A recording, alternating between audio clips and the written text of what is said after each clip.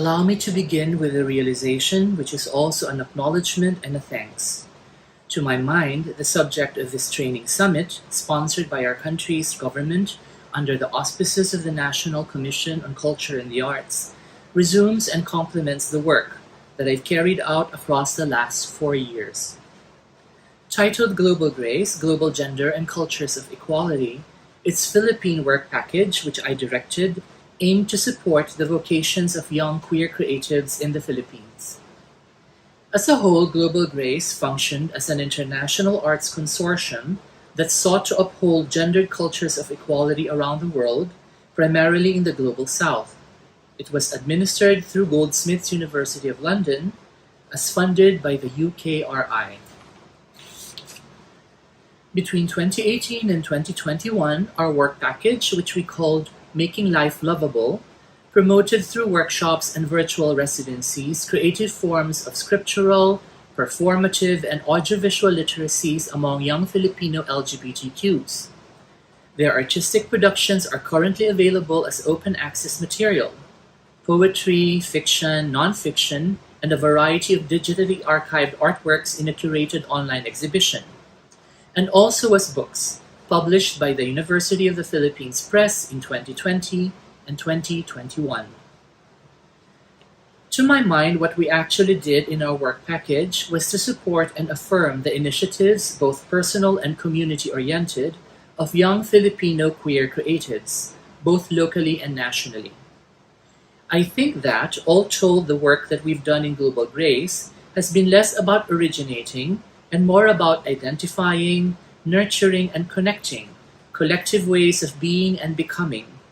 Cultures, yes, which are bodies of meaning-making practices, of gender inclusivity, of lovable life, of livable love, and of justice across our various localities here in our corner of the Global South. We decided that creative production, particularly writing, would be the focus of our work package, because as humanities educators, we knew the value and power of being able to tell and own our stories about ourselves. As personal allegories or myths, these stories evince transfigurative force, describing both the world and us to ourselves, inspiring us, providing us a guide on how to best live our lives, on how to follow our bliss, reconciling us to the inevitabilities of existence, and situating us in the grander scheme of things. Needless to say, it's important that we teach our young people how to choose, how to tell their stories well. The simple truth is that literacy is essential to our contemporary life, for it fecundates compassion and enables empathy across fissures of existential and human difference that occur outside our direct experiences, outside our own immediate life worlds. In this way, we can say that literacy complicates and expands what otherness, what the other can mean and be. Indeed, soon enough, the more profound our literacy becomes, the more we may come to see that the other is already an inextricable part of the self. The more we read or the more art we experience, the more we can create, the more we can write, which is to say, the more capacious our imagination becomes, which in turn fortifies and extends our aptitude for complex perception and paradoxical thinking, as well as for cross-identification. What artistic literacy requires is a sense for language and a sense for form, and its realization through the procedural composition, the deliberate and felicitous ordering of words, or whatever elements there are in the art practice in question. Planning our activities, we believed that queer creatives are acutely alive to the discrete sensualities of form, being that they are, of necessity, acutely alive to the truths of their own anti-normative embodiments and desires. Of course, because creation is self-expression, it is also by the same token self-realization, the textualization of one's own subjectivity, one's own experience and consciousness, through which one can be and become. Fostering the creative literacy, helping cultivate and finesse the compositional skills of queer creatives, empowers them to tell their favored stories mythically, with resonance, complexity, and depth, and to realize and affirm themselves through words, through the intricacies of form, and thereby to live their lives mindfully, proudly, and unafraid. And we need to say that this is a good that is magnified by the publication and dissemination of their works, which will help in promoting the progressive awakening of our national education system as far as the question of gender inclusivity is concerned. As we who are educators only too clearly understand, gender inclusivity is inseparable from any discussion of social equality, and it constitutes a vital aspect of all of our students' well-being. The simple truth is that gender is one of the primordial, one might say irreducible ways any of us may experience being a person, may experience being fully present and alive in this world. Our final activity, which we held last December, was an online teacher training seminar on Philippine queer literature. Among other things, with this seminar, we aimed to pursue a form of educational intervention, one that would make productive use of the archive that our work package had assembled. My personal hope was that the seminar modules that we presented to our participants last December would help in some way to extend and propagate the literary and artistic literacies that our workshops and residencies had generated. Our teacher training seminar, like this conference now, was designed to offer lifelines to Filipino queer learners in our schools, who need to be empowered to believe in the value of their own truths, of their own desires and longings, their own embodied self-understandings, their own lives.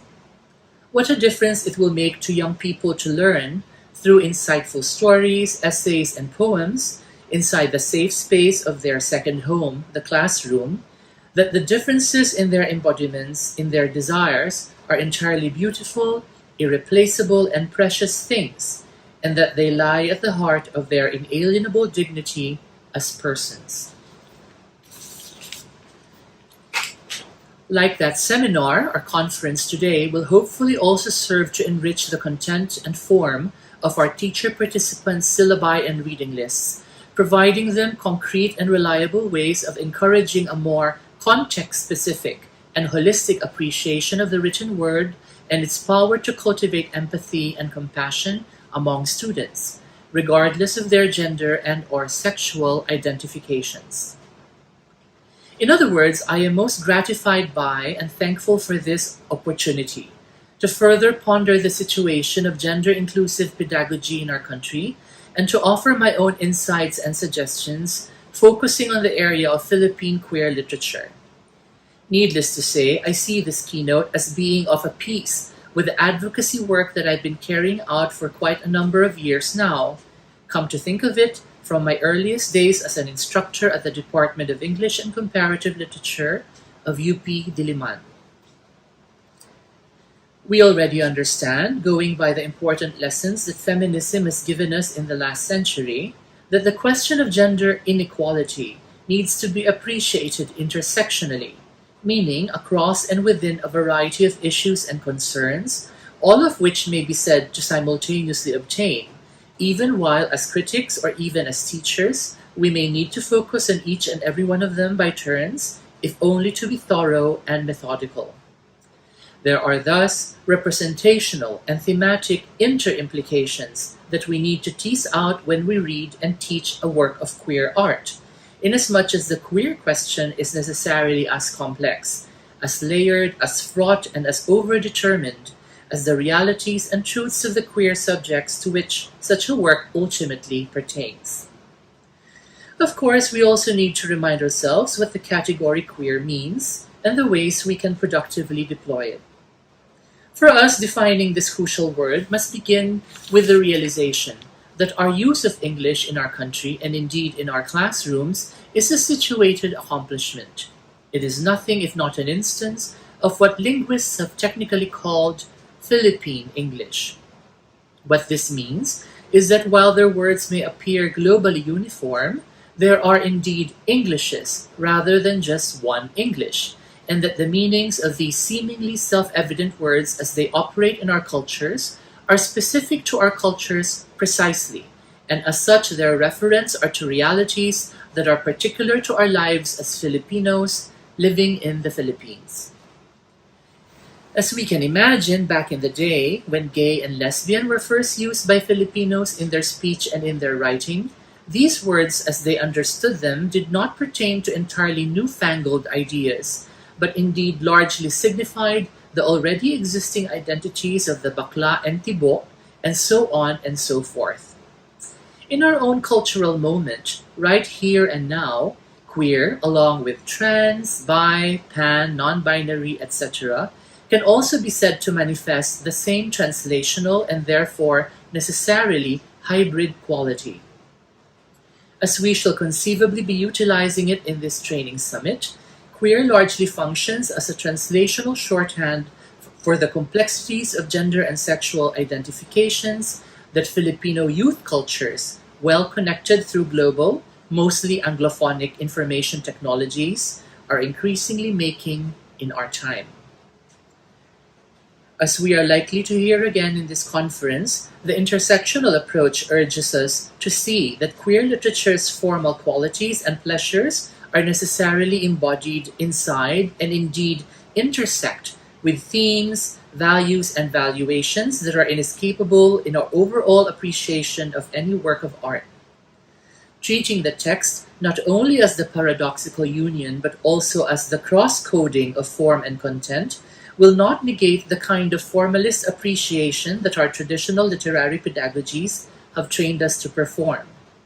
On the contrary, this approach will complicate and enrich this methodology by situating this kind of artistic appreciation in a network of representational questions that relate to the fullness of textual complexity and just how personally, historically, and culturally grounded it is.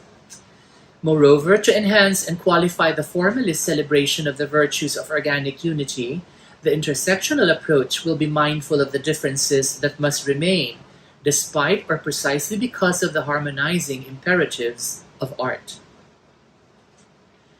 I would like with my presentation to enrich this intersectional method by contextualizing it within what I believe is urgently relevant to our educational system right now.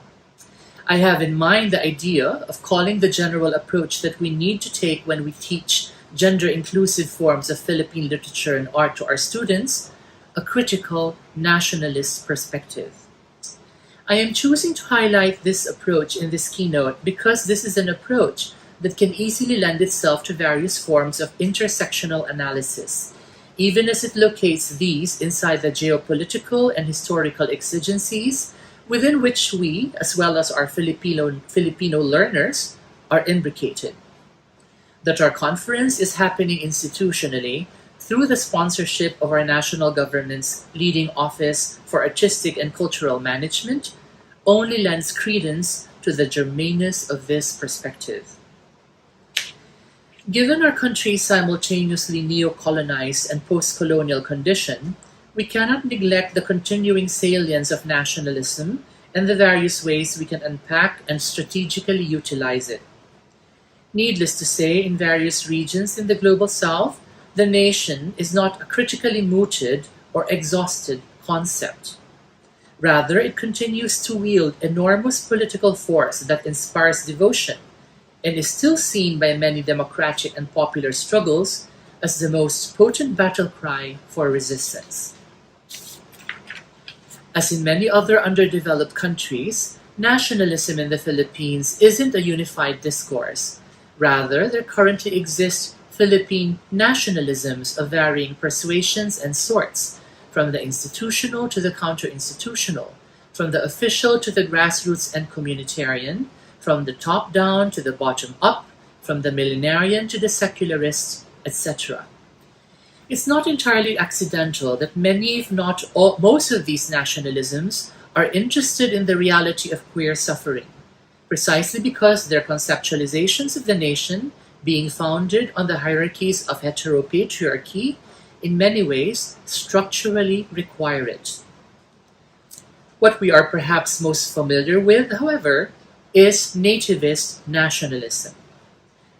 This kind of nationalist devotion is, in the main, an institutional discourse that promotes the reductionism of Filipino-ness, a supposedly trans-historical essence that, while having its origins deep in the shadows of the pre-colonial past, has nevertheless endured more or less unchanged across the ages.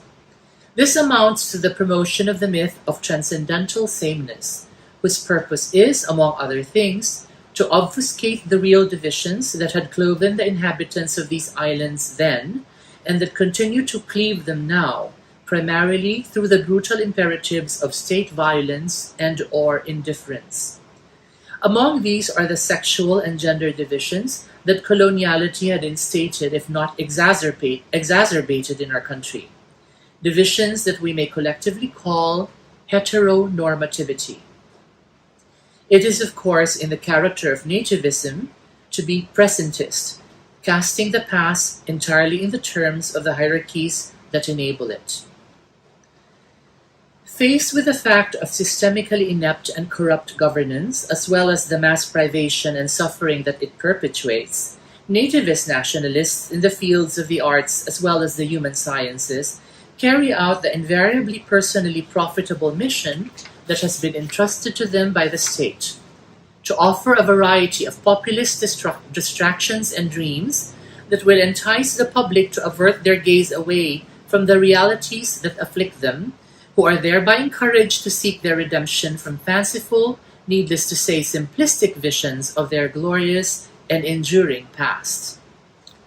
The allure being proffered by this form of state-sponsored discourse is the claim that the national essence had existed in its pure form and is entirely recuperable as such, and once recovered, it has the power to mollify and reconcile all the divisions and acrimonies of the present, unifying them under the banner of an all-inclusive and all-embracing nature, as though the multiple ruptures of history had never happened. Thus, nativism performs a fascistic project of sameness. Among other things, let us not forget for a moment a heteronormative sameness upon the variegated undiscipline and differences of both the present and the past, assuming their mutual traffic and intelligibility. Of course, even as nativist nationalism is spurious as an intellectual activity, we must recognize that it has had its use, especially in regard to the all-important task of disprivileging the hierarchies that modernity, which is the same thing as coloniality, had instated. However, this simplistic reversal of colonialism's orders of privilege, admittedly the initial decolonizing moment, must move toward a more serious appraisal of definitions, toward an increasingly reflexive responsiveness to context, and thereafter to a constant complication of the interpretive task. We must remember that, after all, radical knowledge isn't merely about the overthrow of norms. Finally, the value of transgressive knowledge is that it interrogates the very terms by which normative power defines the subjects it by turns enables and subjugates. In our case, perhaps, it has proven difficult to resist the mystique of nativist nationalism, not the least because its simplistic self-other logic is being continually endorsed by practically all religious and educational dispensations. Our position, if we wish to perform criticism on our own literary and cultural practices, must, rather than participate in institutional nationalist and/or nativist discourses, instead endeavor to generate and offer more and more complicated forms of what I would like to call critical nationalist knowledge. Simply put, I take this to be a specific form of anti-colonial, more accurately, decolonial knowledge. To my mind, critical nationalism involves attending to the following questions and tasks. First, critical nationalism criticizes Philippine institutional nationalism for its many excesses.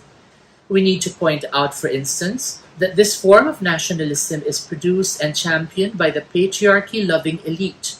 whose interests it serves and whose bourgeois, and heteronormative narrative it tells at the expense of subaltern narratives coming from the nation's many marginalized, including queer, subjects.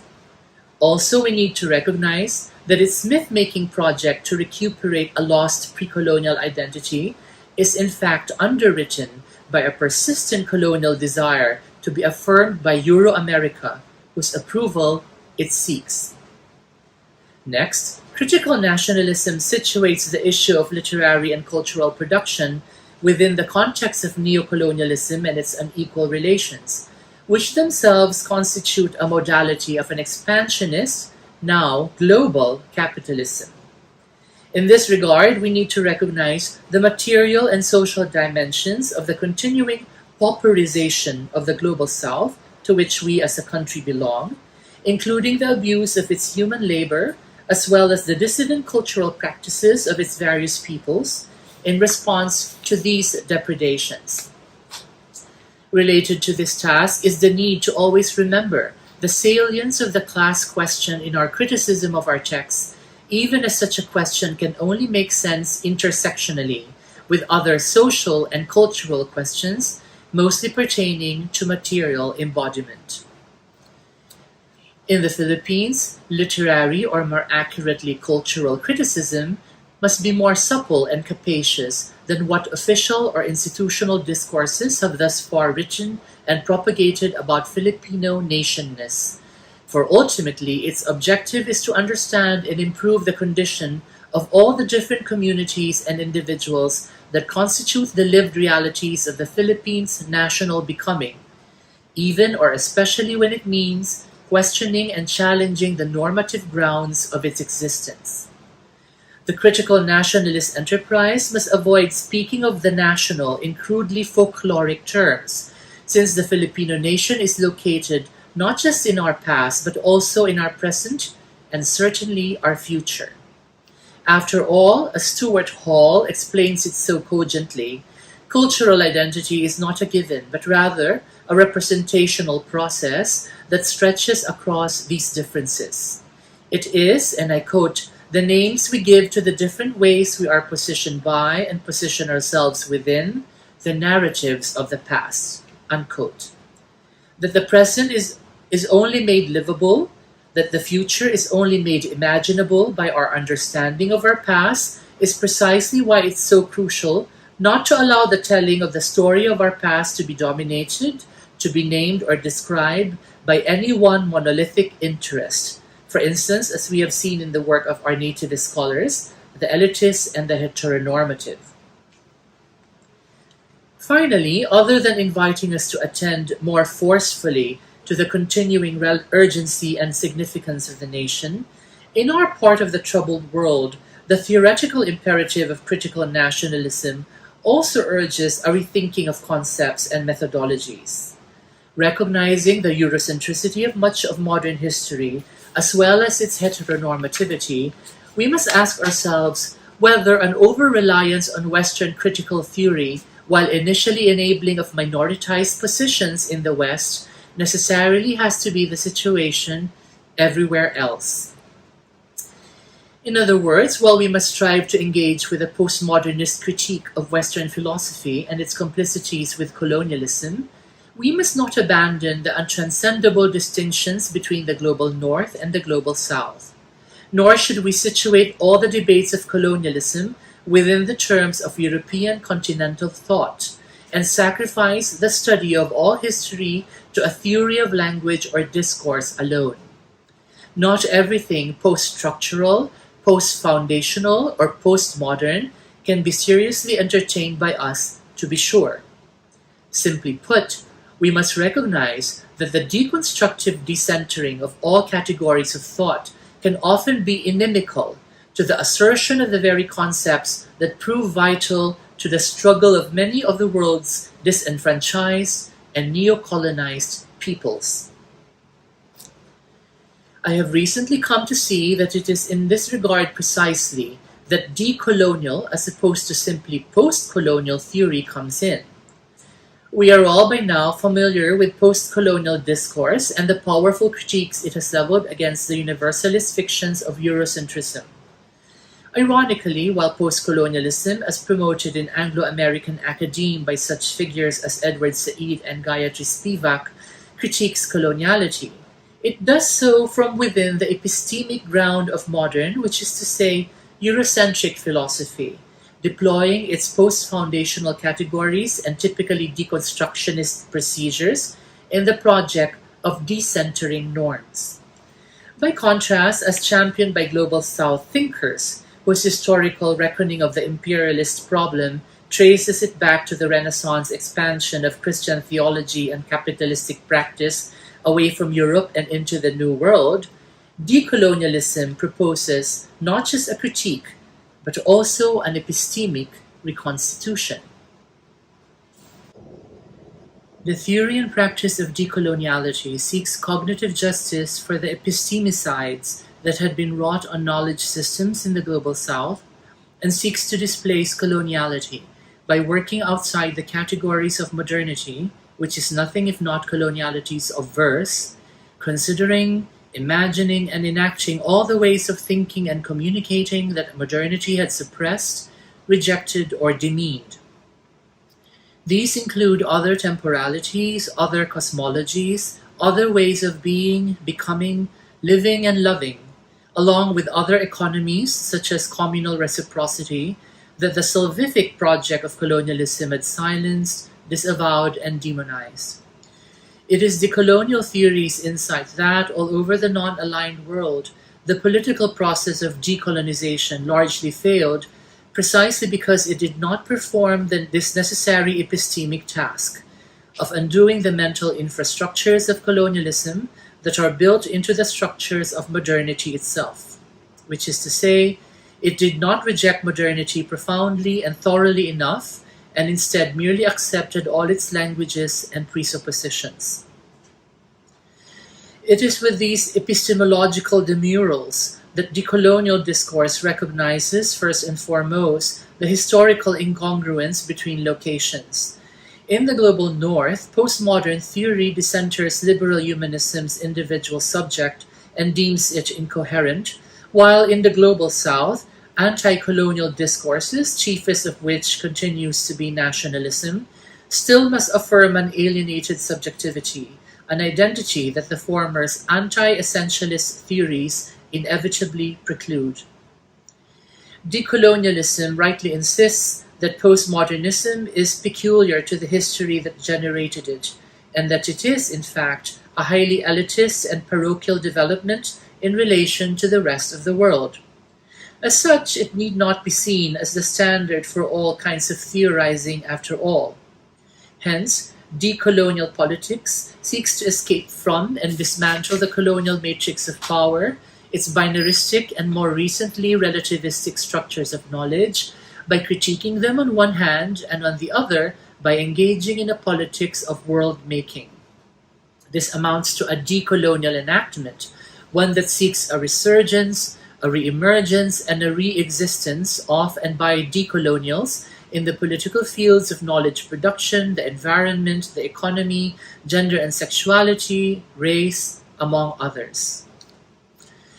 While oppositional intellectual work in the Global South must remain wary of essentialism, especially as it is invoked by neo-colonially complicit institutional discourses and as it pertains to accounts of the purely native past, we nevertheless must not let this concern deter us from allowing more and more localities, more and more individualities and collectivities in our societies to speak and carry out their own representational projects, to declare their own lived experiences in the furiously unraveling interstices of the here and now. To complete these preliminary notes, allow me to briefly describe how this critical nationalist and decolonial approach might be made to operate in our literature classrooms. While my experience as a teacher urges me to speak about teaching Anglophone texts, I am well aware of the fact that literary teaching in the tertiary levels in our country can now be conducted by or even multilingually, with featured texts being written in languages that learners might be fluent in. In pursuing the goals of the kinds of critical nationalist and decolonial analysis that I've outlined here, what I routinely perform in my literature classes is to approach our Anglophone writers' works through the perspective of translation. Needless to say, this procedure begins with the post-colonial realization that English in our literature and in our country remains an ironic language. Ironic because historically it shouldn't even have been an option to begin with, and ironic because the everyday reality of most Filipinos isn't monolingual or monocultural at all. And so the challenge of making English carry the weight of our people's intensely transcultural and syncretic situation remains altogether daunting. Needless to say, this weight is nothing if not the weight of translation, and Filipino literature in English is nothing if not translational. Because our literature in English is translational, we can say that it negotiates the plurality of cultural and linguistic registers and ideas of the Philippine reality and encodes them in/as English. This process isn't as straightforward as it would otherwise be if only our writers were not given to writing verbally uniform and universal sounding texts, and instead wrote plainly ethnically with sensitivity to the issue of linguistic and cultural particularity. And yet the post-colonial perspective precisely urges us to see that the universal as an aspiration, a register, an idea, or even as a style is one such cultural meaning that has been translated by and in our writers' works. The dream of the universal, after all, is always in fact particularly grounded, even as allowing ourselves the right to engage in it in our literatures must constitute one of the primary steps toward cognitive decolonization. My task then when I teach Philippine literature is to historicize and post-colonially specify its seemingly universal images, themes, and textual gestures by translating them back into the specific conditions and situations that framed and engendered them. We may take this form of criticism as recognizably post-colonial, and as such it assumes formalist appreciation at the same time that it supersedes it. This specifying form of textual analysis is typically accomplished by inquiring into the germane biographical facts of the text's maker, as well as the interpretive variables that exist in the culture within which the text's post-colonial critique is supposed to take place.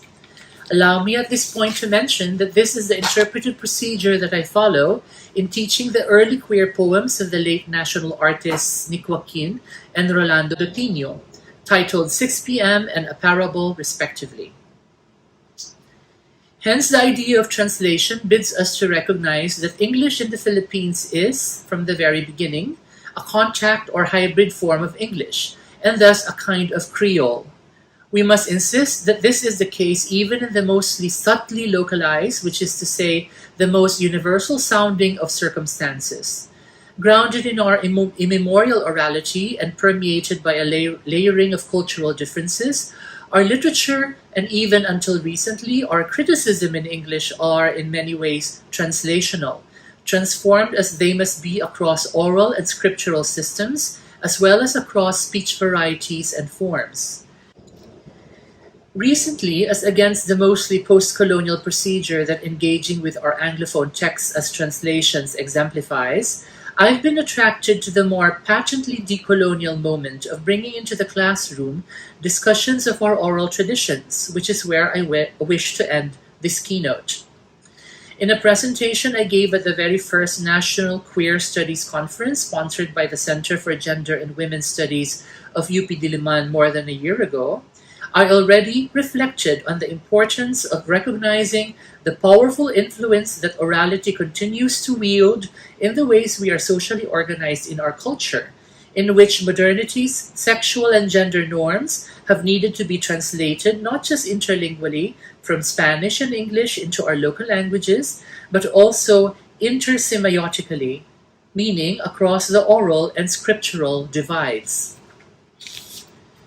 As is true with all translations, the modernizing of our gender system bears residues of the intercultural transformations that necessarily attend this process, resulting in new and hybrid forms of subjectivity and agency.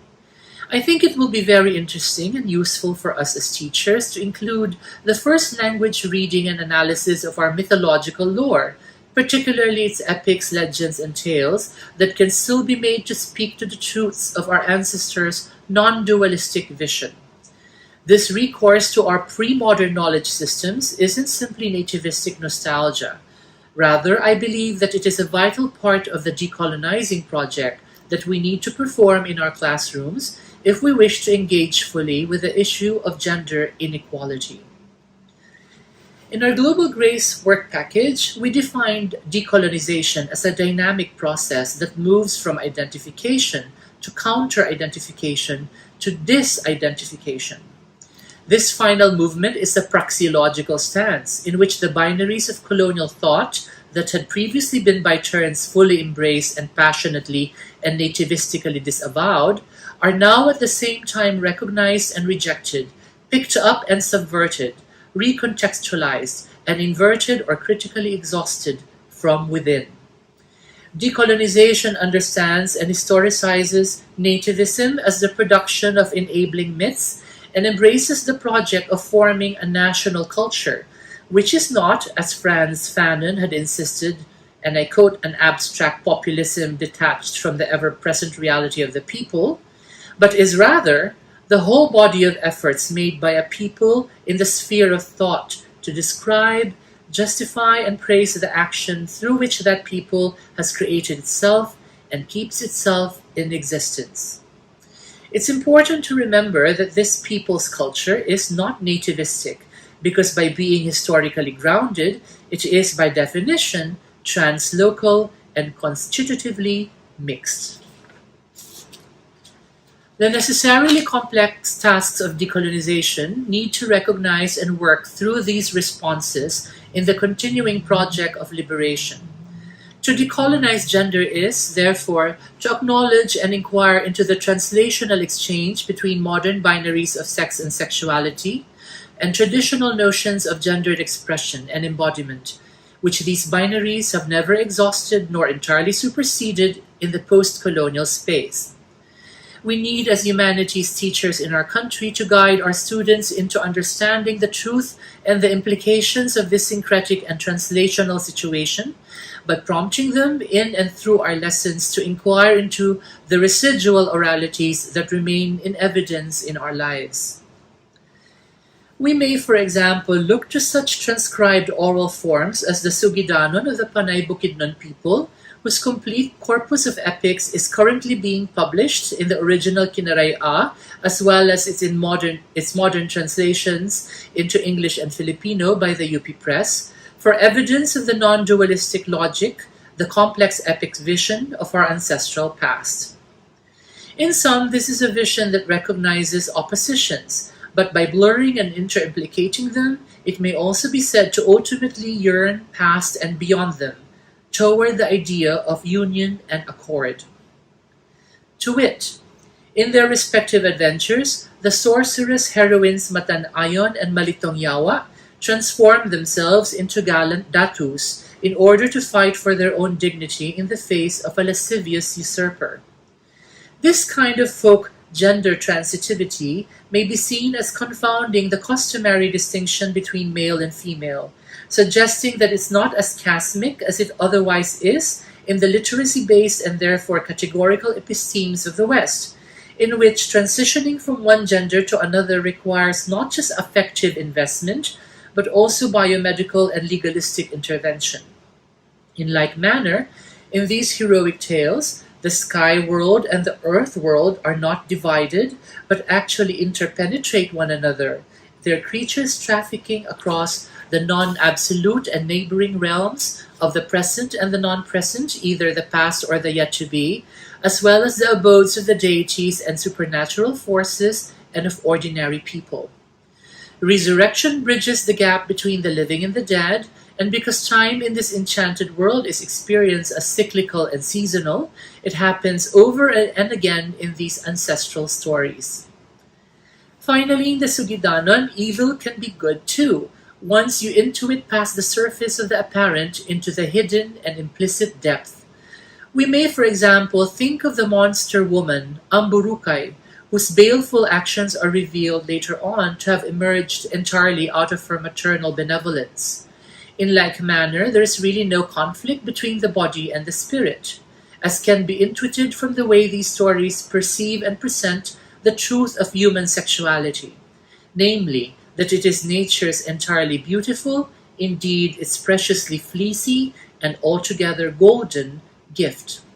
Astonishingly, this sex positivity is an insight that we may glean from the story of the dastardly theft by the noble hero Labao Donggon of Amburukay's luminous and beloved strand of grisly hirsuteness, a violation that actually gives this villain her own memorable hero's journey, as well as inaugurates the journey of one of the Sugidanon's primary protagonists. Looking more closely at this particular cycle, we can argue how Amburukay's golden pubic hair embodies the pre-Christian idea of an entirely natural and precious sexuality, inasmuch as anything golden or bulawan was superlative and perfect for the tumandok, another name for the Panay Bukidnon.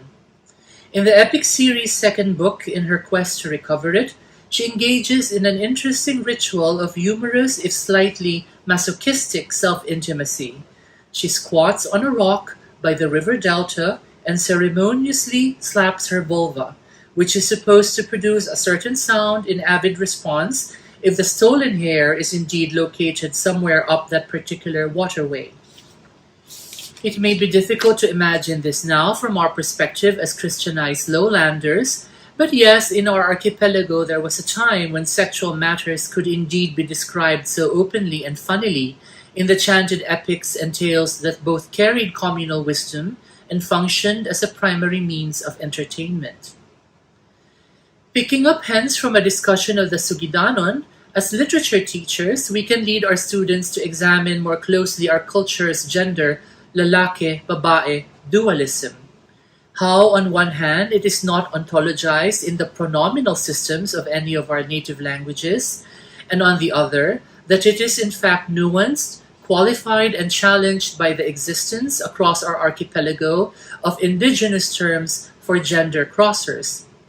In the past, there were, of course, the highly esteemed and shamanistic identities of the Bayogian, Bido, and Asog, along with the Binabaye and Binalake. Nowadays, we have the names Bakla, Bayot, Agi, Bantut, Lakinon, etc., pejoratives that refer to identities whose minoritization simply followed the sustained vilification of femininity and of women in our culture. Nonetheless, these realizations can urge us to consider how conceptual and ethical affordances may still be said to exist in our culture, in which we may still imagine and perform a plenitude of gendered embodiments that complicate, if not surpass, dualism itself. For us, gender, after all, is kasarian, whose root word sari already contains the promise of such plurality. On one hand, as a signifier for type, kind, or sort, it is not even, strictly speaking, only always about genitality. And on the other, when repeated sari-sari, it deconstructs binarity by invoking ideas of plenitude, difference, and multiplicity. Despite or precisely because of our use of Anglophone categories and pronouns in our speech and writing, we must recognize the translational persistence of these age-old understandings that residually come to us from our more gender egalitarian, definitely not heteronormative past. Allowing our students to appreciate the complexity of our own culture by getting them to decolonially see its uneven and unfinished transitions across orality and literacy, tradition and modernity, and pre- and post-coloniality, offers them the opportunity to frame their own questions about gender and sexuality in historically and culturally specific terms. This is a framing that can endow them with a sense of cultural pride on one hand and a sense of historical belonging on the other, for it locates our own identities in a living conversation with the narratives of our immemorial past. Finally, and as a possible safeguard or charm against romanticizing our indigeneity, Studying our folklore can also prove to be instructive of the less desirable and socially problematic oral habits of thought that may be seen to persist in our own troubled time. On one hand, it may get us to appreciate the non-dualistic energies that inform our ancestral stories, in which social conflicts and dichotomies are recognized but also superseded for the sake of the realization of an underlying harmony. This is an insight that may be gathered, for example, in a number of episodes in the Sugidanon, in which the conflict between hero and aggressor is resolved divinely and peacefully by the mediation of the supreme matriarchal deity, the grandmother goddess Launcina, who invokes the lost memory of their shared ancestry, which restores the equal dignity of both and indeed occasions a reconciliation. As suggested by the works of our own eminent critics, didactic, agonistic, and folk or communal traces of oral forms may be said to powerfully endure even in our more modern literary and artistic texts, from novels to poetry to films. Because culture itself consists of attitudes and habits of interpretation, the work of these critics bids us to entertain the possibility that aspects of orality psychodynamics, among others the provisionality of memory, the negotiability of categories, the resistance against the procedure of abstraction, and the protraction of tactile and personalistic values that prevent intuitions of meritocracy from taking root, may themselves also be seen to animate the character of our national reality, whose hybrid cognitive state derives from the residual but entirely powerful effects of oral consciousness.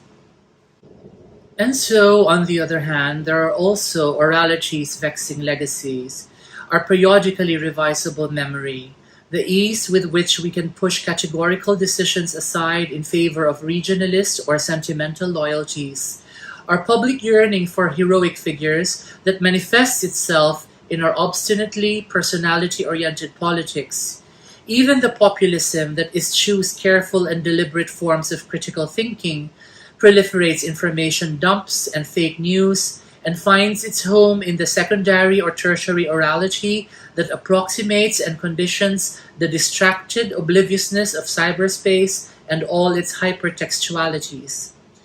These are nothing if not the manifestations or symptoms of our residually oral present, whose wellspring is our powerfully oral and in various syncretic ways unfinished and continuing past.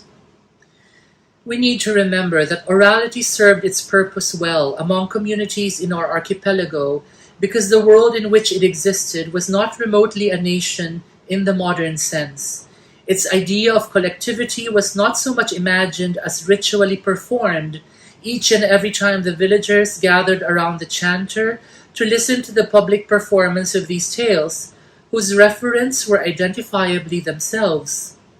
Oral subjectivity emerged out of a personalistic and mostly cohesive society,